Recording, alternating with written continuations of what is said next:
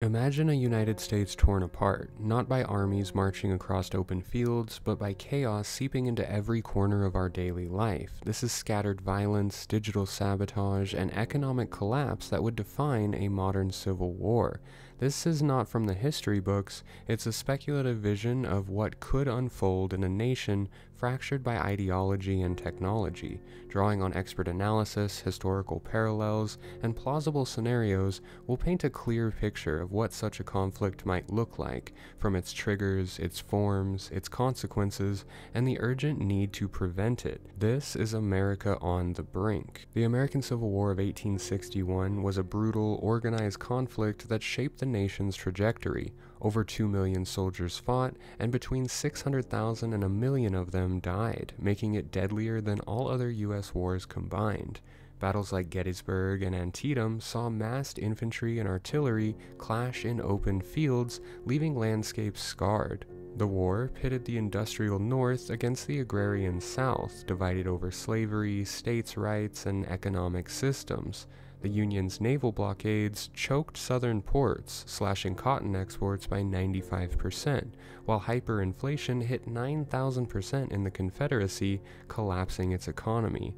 The North's factories and railroads fueled a war machine that ultimately prevailed, ending with surrender at Appomattox and a turbulent Reconstruction. That Civil War had clear fronts. A geographic divide along the Mason-Dixon line with defined armies and supply chains. Today, in 2025, the landscape is much different. Divisions are not regional but ideological, cutting through cities, suburbs, and rural areas.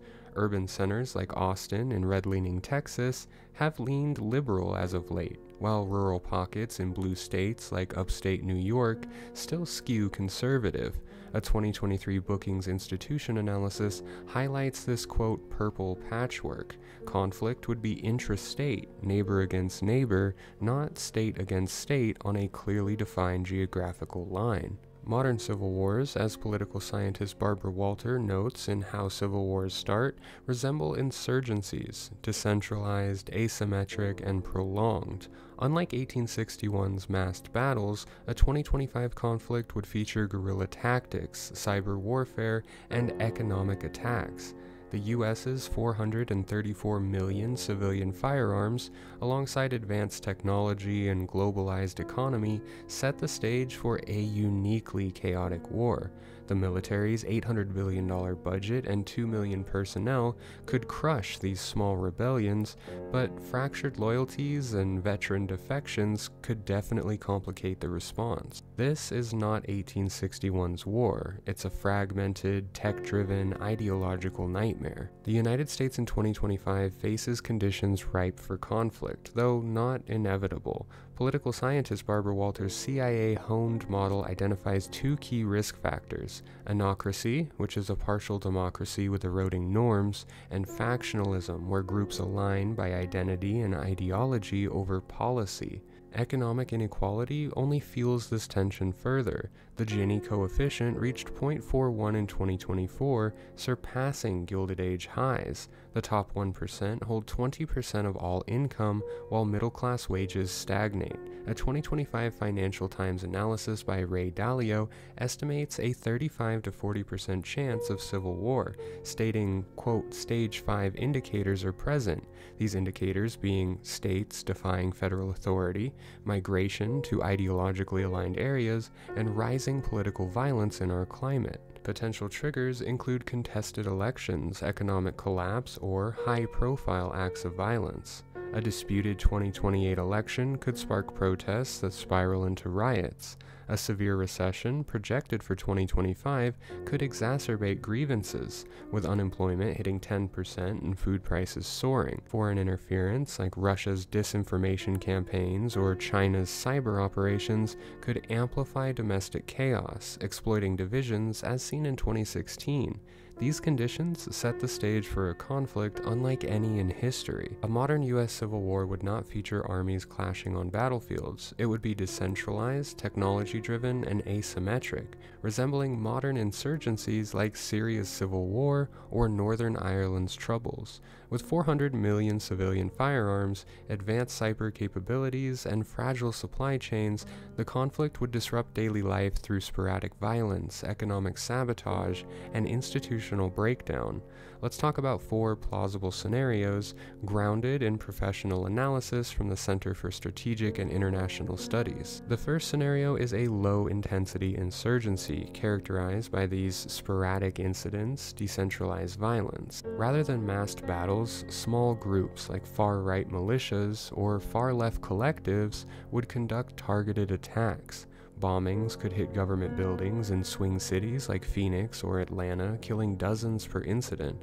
Assassinations of local officials, judges, or activists would sow fear, with 100 to 200 high-profile killings happening in the first year. Rural areas would become safe havens for insurgents, while urban centers face lockdowns and curfews. This could almost mirror Northern Ireland, where 3,500 died over 3 decades without any societal collapse. In the US, the Center for Strategic and International Studies estimates 1,000 battle deaths annually would qualify as civil war. The US military, with 2 million personnel, could dominate conventional fights, but defections, up to 30% of all officers per a 2025 foreign policy report, could complicate these responses. Veterans, trained and armed, could join up with these factions, forming so-called Patriot Brigades or urban resistance cells. The conflict could grind on for years, with violence becoming nothing more than a grim backdrop. Annual deaths could reach upwards of 5,000, mostly civilians caught in crossfire or secondary effects like disrupted healthcare. Economic impact? Well, a 10% GDP drop from disrupted trade and investor flights would not be surprising. Trust in institutions would erode as martial law begins to spread, with federal forces struggling to police 50 states simultaneously. The second scenario is an urban-rural fracture, exploiting America's economic divide. Urban areas, often liberal and housing 80% of the population, rely on rural regions for food, water, and energy. Rural factions, conservative-leaning militias controlling Midwest farmland or Texas oil fields could impose blockades. Grain shipments to coastal cities like New York or Los Angeles would entirely halt, causing food prices to triple within weeks.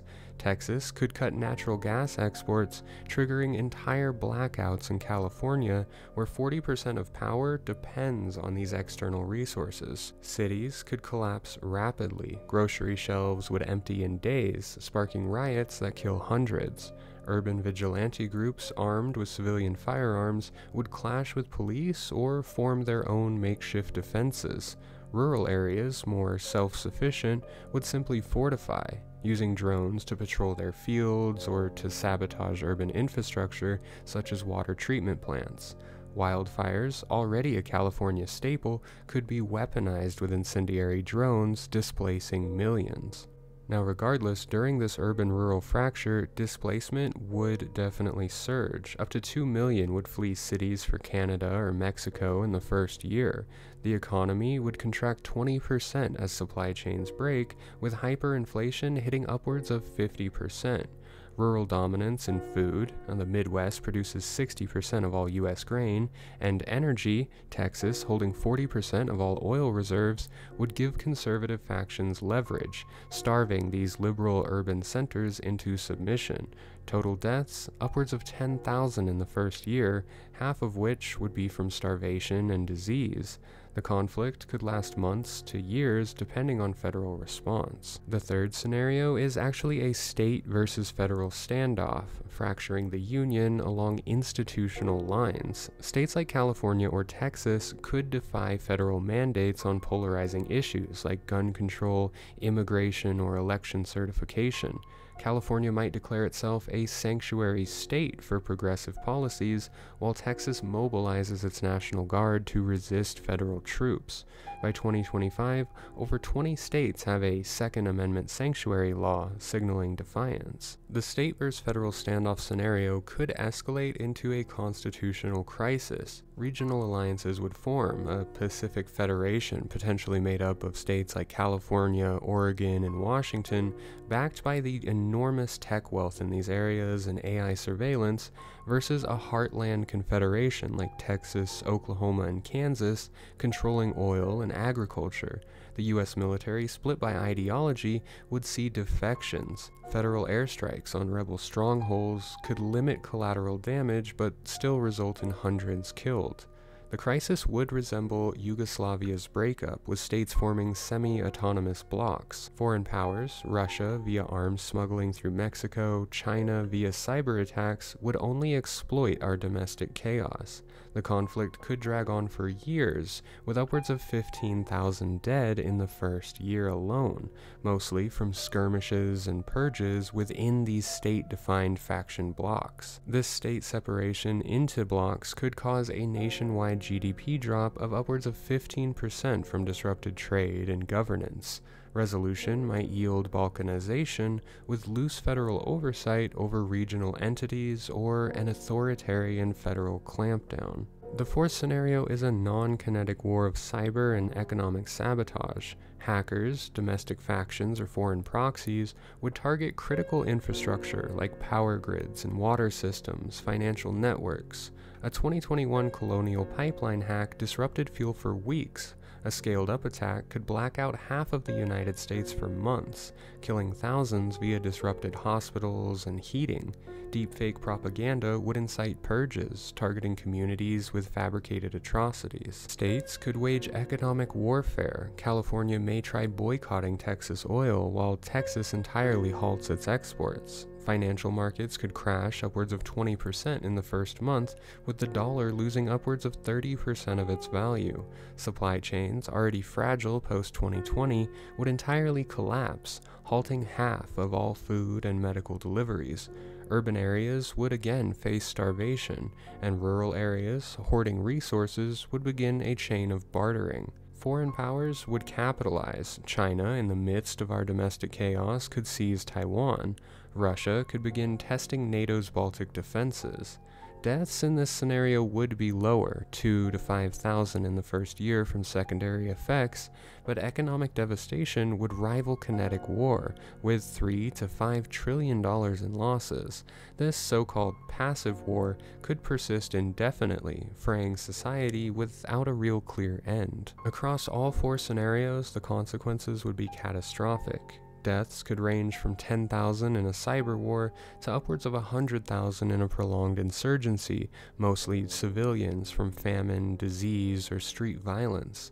Syria's civil war does offer a parallel: 500,000 dead, 13 million displaced. In the US, 5 to 10 million could flee cities or cross borders, overwhelming Canada and Mexico.